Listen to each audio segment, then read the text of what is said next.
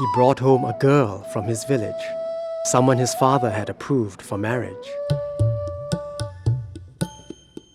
Samjana has made a remarkable difference in Uday's life, and in mine as well, strengthening the bonds I already have.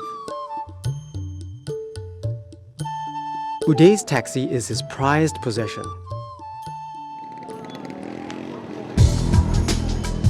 When he's not ferrying anyone else, he takes me to places I need to go, often way outside the city, to the homes of the weavers.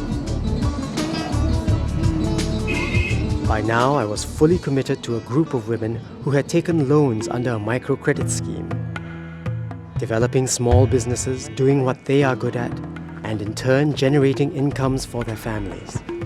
Namaste.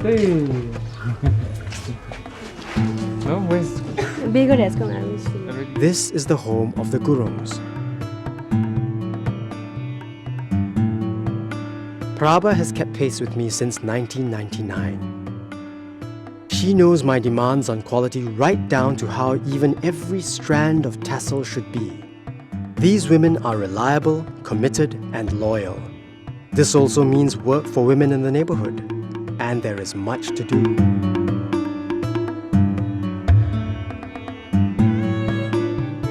Threading the warp to create the pattern takes 2 to 5 hours, depending on the size of the fabric and the design.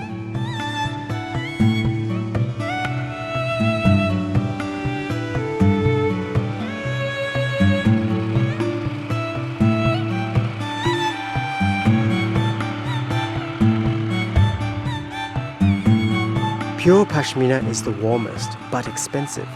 The yarn so delicate that it takes a certain skill to handle it to withstand the rigors of the loom. I had much to learn about the process, to understand how my ideas can be transformed into beautiful pashminas. I had to master the workings of the loom. It is also understanding how the yarn behaves in different conditions.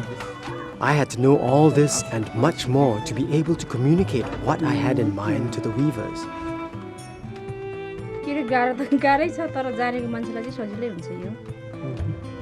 Prabha's brother Dankaji speaks enough English and communicates with me. I speak in broken Nepali and English. It is frustrating at first, but it's getting better. The collaboration over the last 3 years actually was a journey for both parties, myself and the women, because we were moving into new areas ourselves. We were just figuring out what is the best way to do things for them as well as for me. So I learned as much from them as they learned from me. Now I have taken them even further than what they imagined, and I hope the journey will continue. Choosing the colors and getting it right can be most tedious. Yeah, sometimes a little mistake gets your color off. Yeah. But in any case, most colors will not be accurate, I understand, but 95% accurate. Prabha's husband is the color expert. He has to get the calculations right if the color is to be accurate.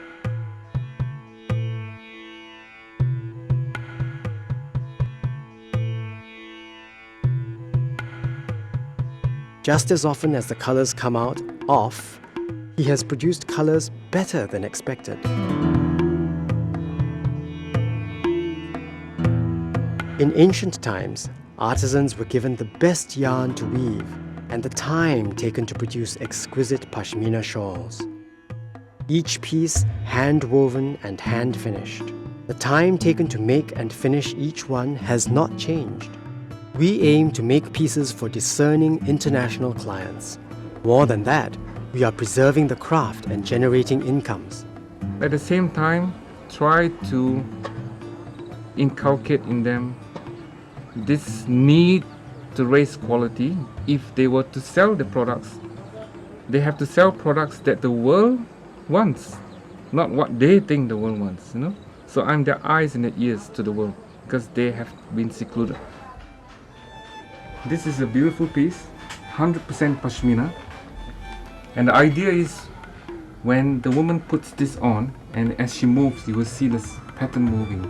It's 100% Pashmina. It's very well done. There is a reason why pure Pashmina is expensive. The yarn originates from animals which thrive in higher altitudes beyond this place.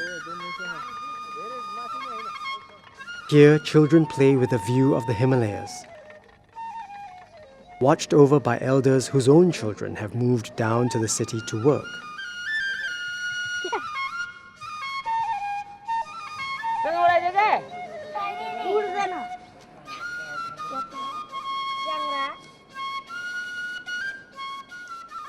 But we did find some changras here, the Himalayan goat from which comes Pashminas, the fleece that the Mughal scouts once risked their lives searching for.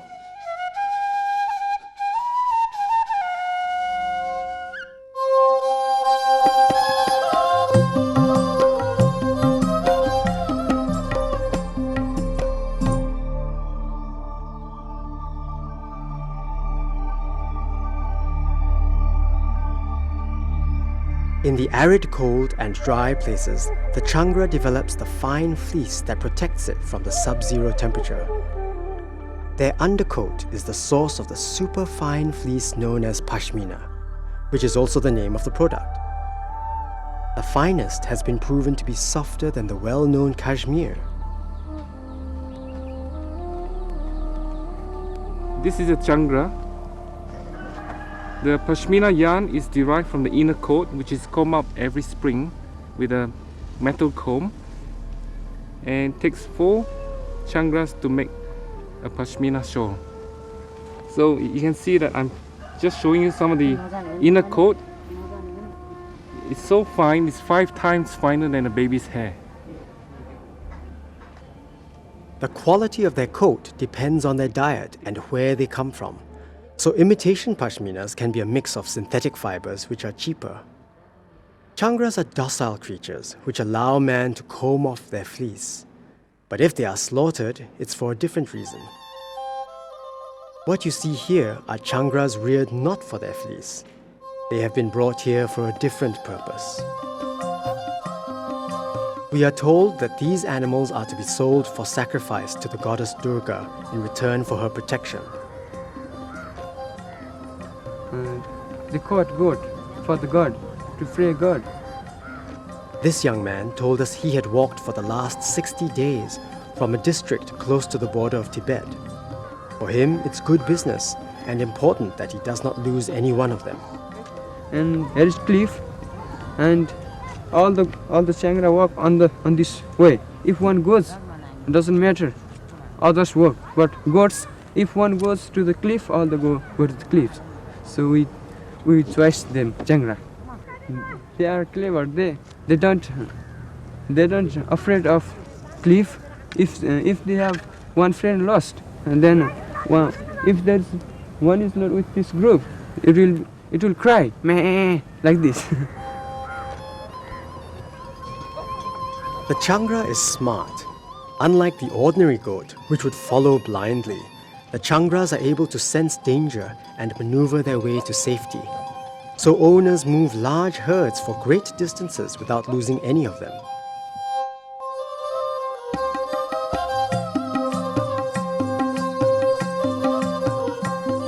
They have walked many miles from the higher reaches to be sold in Nepal to celebrate the Dasain festival every autumn. Some 10,000 goats have arrived in Kathmandu to be sacrificed, including the changras, which are more expensive.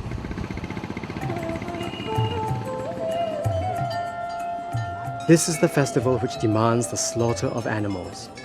Devotees take their turn to worship the goddess Durga, to whom the animal sacrifice will be made. It is also a popular time for weddings, as it's a prelude to the festival of lights, Diwali. At weddings or initiation rites, animal sacrifices will take place.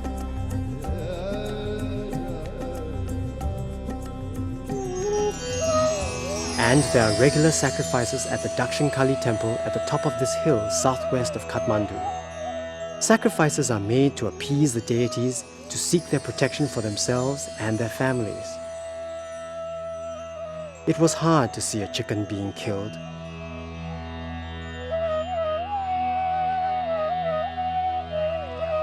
But harder still when it came to this goat. It was waiting its turn whilst the family prepared the offerings.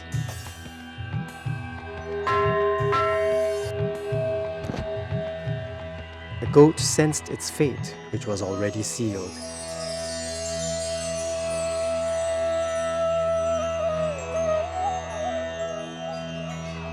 We didn't have the heart to see its end.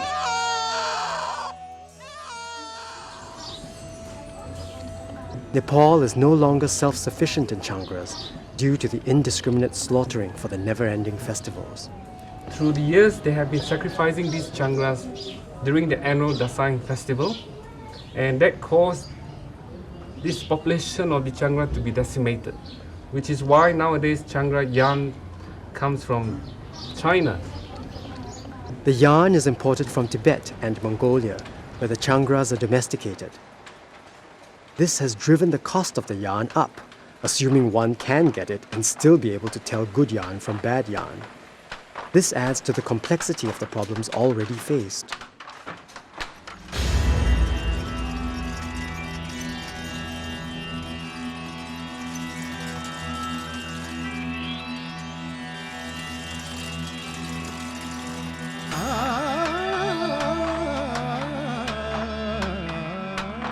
Workshops like this have either cut back on Pashmina production or given that up for something else in the face of a market flooded with cheap imitations and buyers swayed by lower prices.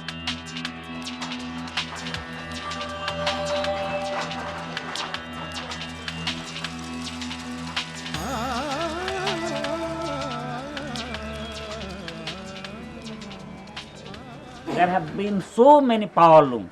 It is also one of the reasons why Pashmina shawl is not so attractive in the international market.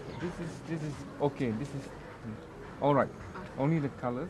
Tanka is a retired lecturer who now works with his wife. I had seen the potential in Sarada's work when she first started out. This is muffler, yeah.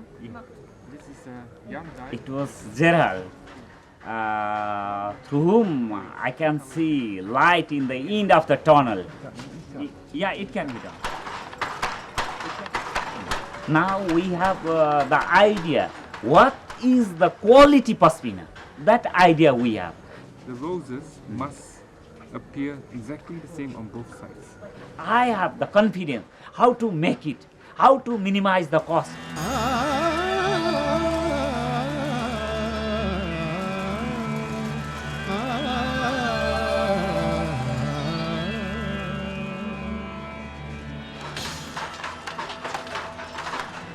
Pashmina